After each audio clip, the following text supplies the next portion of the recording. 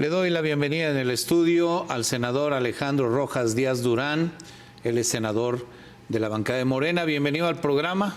Gracias, Guillermo. Muy gentil. En el ojo del huracán, mi querido senador, por todas las circunstancias que se han dado, has propiciado, y a mí me parece de una manera inteligente, equilibrada, un diálogo con el Poder Judicial. Entiendo que lo hacías a nombre de la bancada de la que formas parte. Una invitación que se hizo a la ministra Norma Piña para participar en un diálogo respetuoso y abierto, a la que se sumaron las bancadas del PRI y el PAN. Y sin embargo, hoy de una manera inexplicable, Morena, a través de su líder de bancada y además presidente de la Junta de Coordinación Política, da un paso atrás. Déjame, antes de iniciar la conversación, referir algo que publicaste en Twitter el pasado viernes. Un Twitter dirigido a la opinión pública y a los medios de comunicación, donde hablas de lo que está sucediendo con el Poder Judicial en esta confrontación con el Ejecutivo y el Legislativo, que a nadie conviene, debo decirlo. Dices aquí que estás en contra de los privilegios, pero a favor de los derechos de los trabajadores e integrantes del Poder Judicial. Hablas de haber sostenido un diálogo con jueces, líderes sindicales del Poder Judicial, magistrados, ministros. Hablas de que acompañarías la marcha del domingo, marcha multitudinaria que se llevó a cabo desde el Monumento a la Revolución al hemiciclo a Juárez, donde hubo un alto para luego continuar al Zócalo. Hablas de que jueces, magistrados y ministros también son pueblo. En fin, hablas de que no deben suprimirse esos derechos, aunque sí los privilegios. Y luego refieres pues tu oposición a que se atente contra los poderes de la República, ejecutivo, legislativo, judicial, y contra órganos autónomos como el INE o el INAI. Hay algo que rescato de esto que publicas, tu creencia firme en la división de poderes, y algo que subrayas: ningún poder personal, por más popular que sea, debe estar por encima de un poder constitucionalmente autónomo. Al buen entendedor, pocas palabras.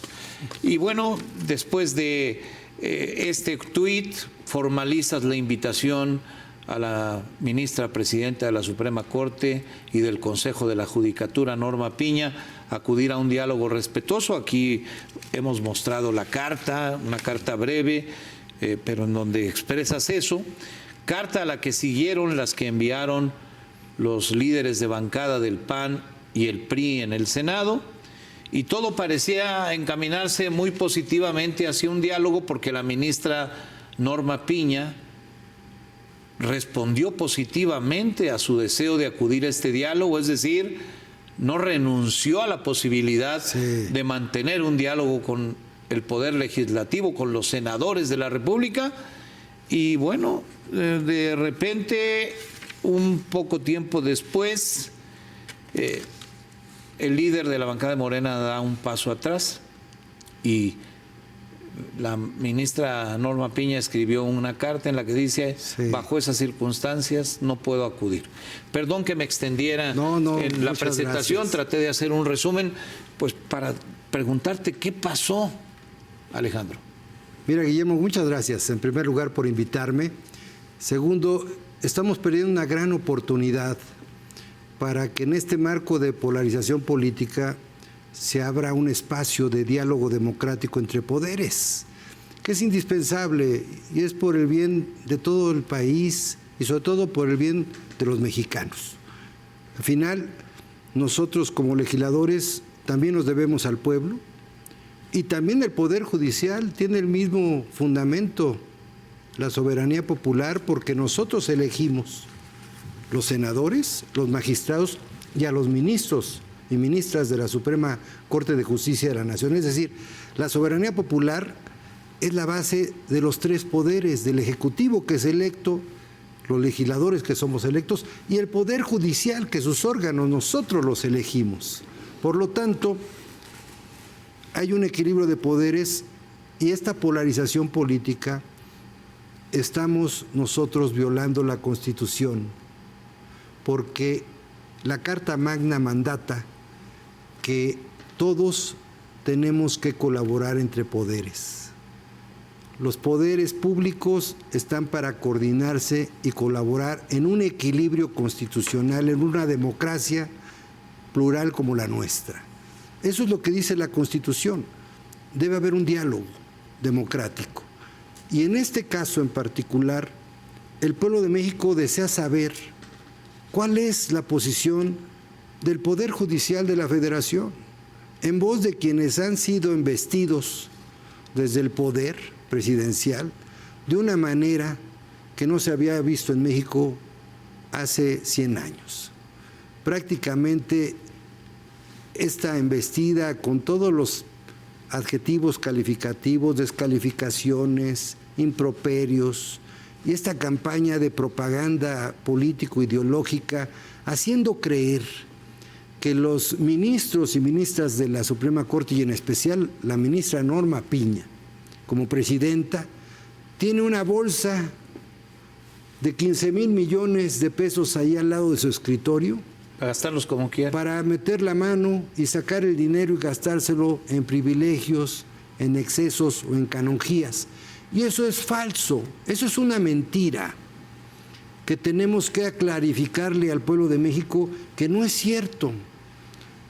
Yo he dicho en privado y lo voy a decir por primera vez en público que al presidente López Obrador, a quien respeto y además coincido con él, que hay que disminuir los excesos, los privilegios, las canonjías, pero le están pasando otros datos, porque de los fideicomisos que estamos revisando ya en la Cámara de Senadores, yo no he encontrado hasta ahorita, y me he reunido, vengo de una reunión con líderes sindicales, magistrados y con jueces y actuarios, secretarios, ¿no?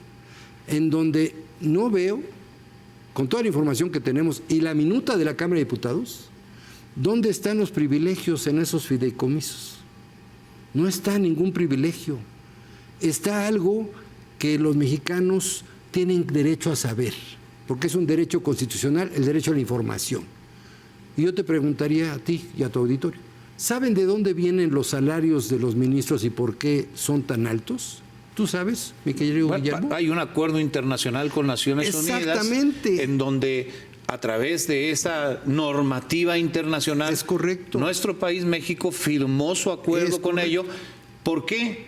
Porque los jueces son objeto del crimen organizado o no, que va a quererlos corromper, que va a quererlos sobornar, que va a querer ganar juicios.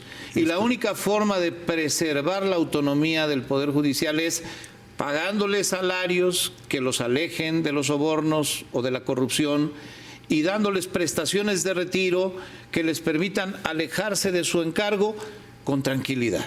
Sí, porque pero esa es una materia analizada, discutida y decidida a nivel internacional y nuestro país es parte de ella.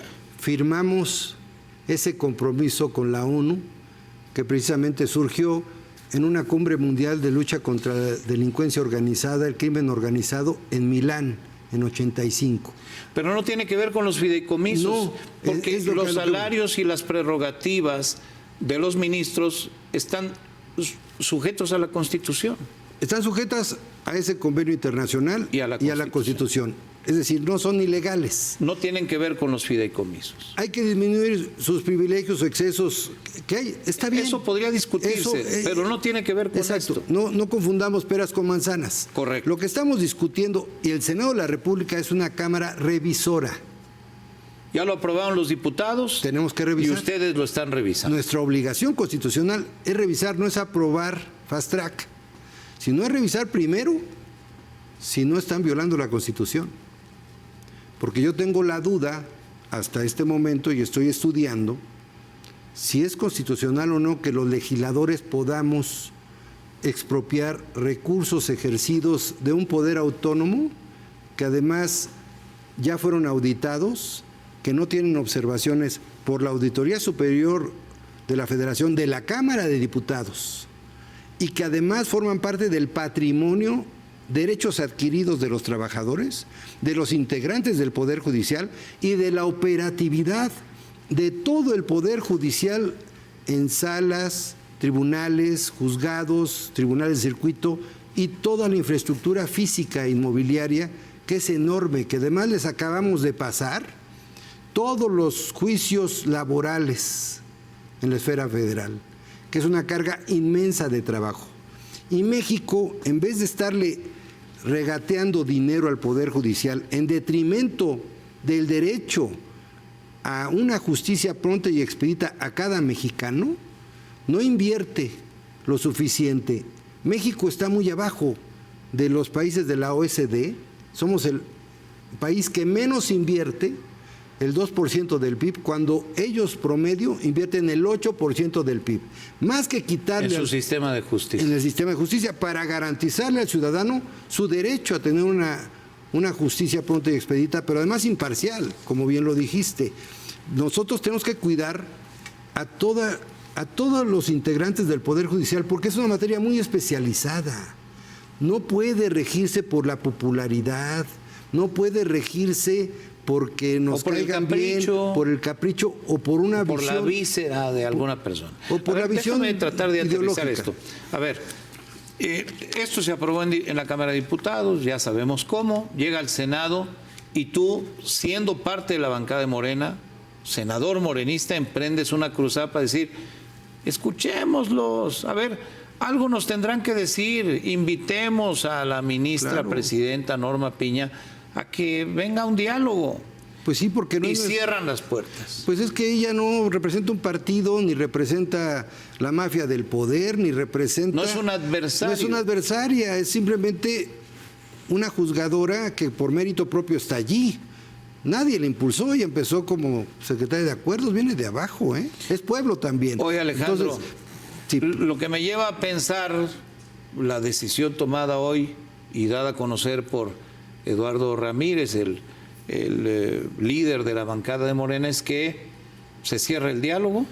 Mira, y que van a proceder a una votación sin moverle una coma a lo que les mandó la Cámara de Diputados, que a la vez no le movió una coma a los que le mandó el presidente López Obrador.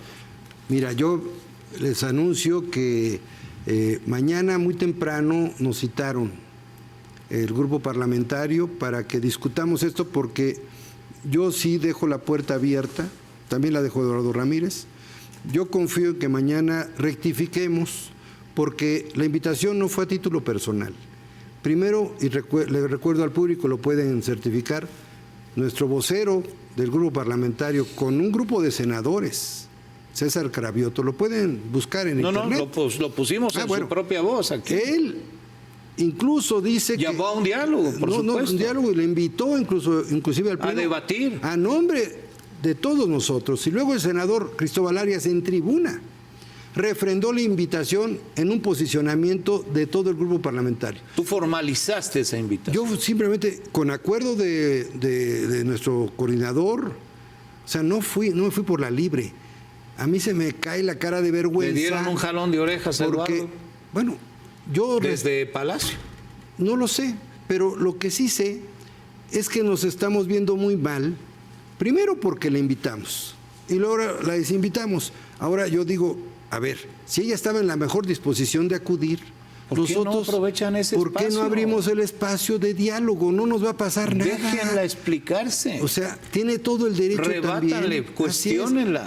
Tenemos dudas. Pero tengan los pantalones para confrontarla. ¿Por qué no lo decimos de frente? ¿No? Yo Eso sí pienso he yo. sido... No, hay que ser transparentes y viva la diferencia, pero también el respeto entre poderes, que es lo que hay que defender. Sin duda. En este país. La vida institucional. Las instituciones de la República no nos pertenecen a nadie. Es cierto. Son el legado de generaciones, y aquí nos costó una revolución con 1 millón de muertos, a quienes le debemos estas instituciones. No tenemos ningún derecho a... No tenemos ningún derecho a pisotearlas. Lo que dice la Constitución. Aquí todos, desde el presidente hasta tu servidor, cualquier ciudadano que soy común, tenemos la obligación de cumplir y hacer cumplir la Constitución que además juramos respetar. Senador, quisiera tener más tiempo para que siguiéramos charlando del tema. También. Pero te agradezco mucho que hayas tenido el valor de venir a defender tu punto, a refrendar tu posición y yo admiro, de verdad lo digo en serio, que siendo senador de Morena tengas el vigor, el valor para venir y decir: yo defiendo este punto porque es en lo que creo. Así es. Yo hice un juramento y aquí estoy para respetarlo y hacer que se respete. Pero no solo eso, yo solamente estoy reivindicando lo que dijo el propio presidente López Obrador cuando fue a recibir su constancia de mayoría, que dijo respetar absolutamente a todos los integrantes del Poder Judicial de la Federación. Lo hemos puesto 2 o 3 veces aquí, cada que se ocupa, cada que el presidente trata de pasar por encima de ellos, aquí ponemos en su voz lo que él prometió hacer y no está haciendo. Y ganamos por eso. Gracias, Alejandro. Que te vaya muy bien. A ti, senador también. Alejandro Rojas Díaz Durán, integrante del Senado, de la bancada de Morena, pues estableciendo esta invitación y desinvitación a la ministra presidenta de la Suprema Corte. Muy lamentable. Como el chiste ese, qué pena con el Johnny. Qué pena con el Johnny, cara. Pero bueno, gracias. Vamos a seguir avanzando. Gracias, Alejandro. Gracias a ti, Guillermo.